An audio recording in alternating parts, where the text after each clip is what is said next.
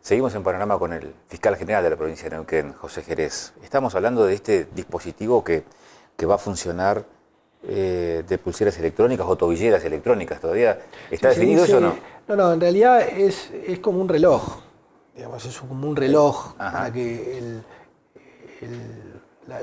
quienes nos están hoy viendo lo pueda graficar. Es como esos relojes de plásticos tipo Casio, que se dice tobillera porque va en el tobillo, porque en realidad tenerlo en la muñeca generaría un estigma. Digamos, la gente diría que tenés un reloj, Claro. es un reloj que va con el celular, porque es un dispositivo medio raro, que es un GPS, para no estigmatizar, Se usa en el tobillo, por eso, pero es como un reloj.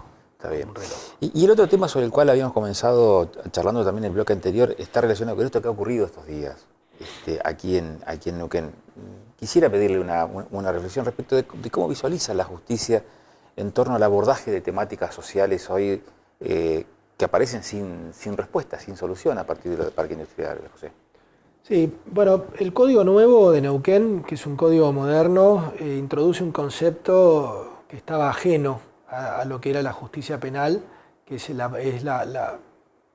tratar de resolver los conflictos teniendo en cuenta la paz social y la armonía entre los protagonistas. Esto antes no estaba, y el código impone que jueces y fiscales resolvamos los conflictos atendiendo a la paz social.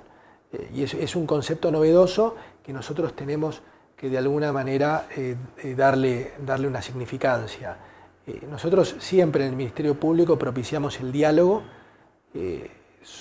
Creo que tenemos un Ministerio Público que trata de fortalecer permanentemente la paz social, pero bueno, hay medidas que se llevan adelante lamentablemente que implican el uso de la fuerza, como los desalojos, cuando ya no hay posibilidad al diálogo.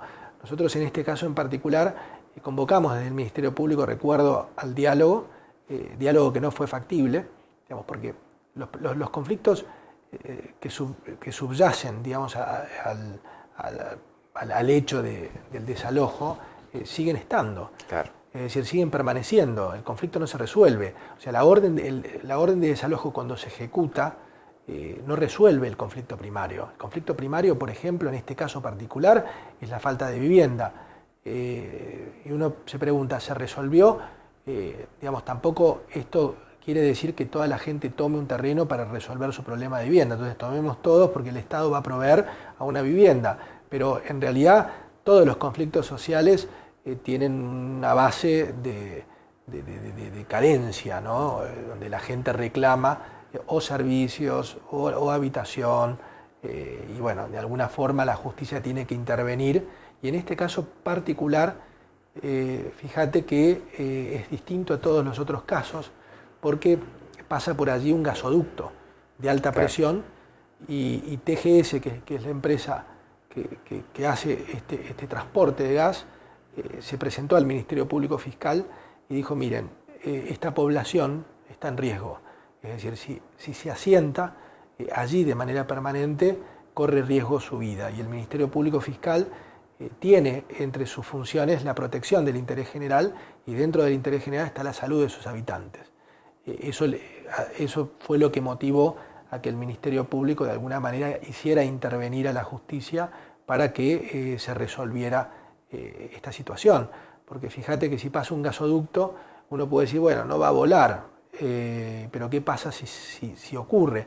Pero además, ningún lugar donde por debajo de ese asentamiento vaya un gasoducto de alta presión va a tener servicios en un futuro. Entonces sería una población que no va a contar con agua, con luz, con gas ni con electricidad, porque ninguna empresa prestataria de ese servicio se va a animar a perforar un metro como para poner o instalar un servicio. No va a tener cloacas tampoco, porque digamos hay un gasoducto que pasa por allí. Entonces la habitación en esos lugares no es viable, no va a ser viable nunca. Y esto se explicó, pero bueno, hay gente que entiende. Nos ha pasado con gente que ha entendido rápido y hay gente que por ahí esto lo descree, pero cuando hay un análisis hecho por la empresa de que la población esa está en riesgo, el Ministerio Público tiene que actuar, porque si no, si pasa algo, el Ministerio Público pasa a ser un responsable. El tema del diálogo al que hacía referencia recién como método para solucionar los conflictos, evidentemente en algunos casos casi no es aplicable entonces. Mira, nosotros, Agustín, resolvemos... Digo, es una utopía, digamos. No. Nosotros resolvemos muchísimos conflictos a través del diálogo. Yo te diría, es la regla. Lo que pasa es que la gente no se entera. Digamos, el diálogo no sale en el diario, en la tapa del diario. Evidentemente sale el ejercicio de la violencia institucional que implica un desalojo. Pero tenemos muchísimos conflictos que se han resuelto dentro del Ministerio Público a través del diálogo y la concordia. Un tema que se politiza mucho porque las opiniones están divididas también en este campo. Absolutamente divididas. ¿También en la justicia entre los funcionarios? No, en realidad lo que es delito y lo que es conflicto. Es decir, uno tiene que tratar con este nuevo código de alguna manera de separar y visualizar todas las cuestiones como un conflicto. Porque si las ve como un delito, los conflictos se judicializan y se criminalizan y no se resuelve la cuestión de fondo. Es decir, en un corte de ruta, por ejemplo, criminalizarlo inmediatamente sin agotar antes el diálogo implica generar más violencia, porque ya un corte de ruta es violento hacia todas las personas que quieren ejercer sus derechos libremente. O sea, un corte de ruta impide la libre circulación, impide que la gente pueda comerciar porque por la ruta se transporta mercadería, que la gente pueda descansar. Hay gente que tiene los días contados para descansar y un corte de ruta implica una demora de 6 horas o de un día y pierde la reserva. Es decir, un corte de ruta complica a la gente que va a trabajar. Digamos, un corte de ruta es antipático. Por eso hay gente que dice no a los cortes de ruta. Y cortar la ruta es una medida socialmente antipática. Nosotros tratamos de intervenir rápidamente con el diálogo para tratar de que se desactive rápidamente y si no, nosotros solicitamos el desalojo. José, como siempre, muy agradecido por la gentileza. Siempre encantado de estar en tu programa. Un saludo a la audiencia. Gracias. Al cierre, el diálogo con Jerez fue bastante interesante. Por un lado, el dispositivo electrónico que permite saber en dónde se encuentran personas que están con un régimen de semilibertad, ¿sí? Y por otro lado, las aplicaciones que tendría en otras temáticas, como por ejemplo la violencia de género, muy actuales, y sobre las cuales todas las herramientas puestas al servicio de prevenirla y al mismo tiempo erradicarla, todavía demuestran cierto grado de ineficiencia. Así que bienvenido sea este nuevo dispositivo.